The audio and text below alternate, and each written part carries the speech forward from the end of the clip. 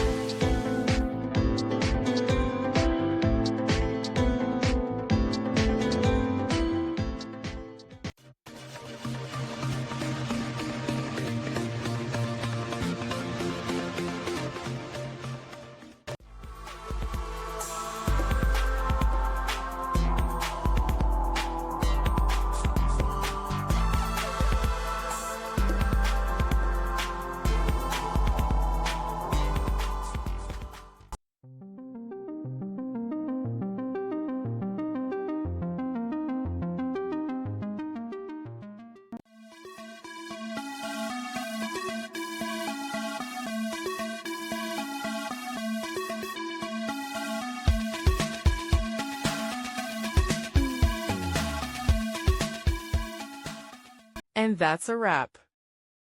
I hope you found the answer you were looking for. If you did, take a second to hit that subscribe button. It really helps out. And let me know in the comments which solution worked best for you.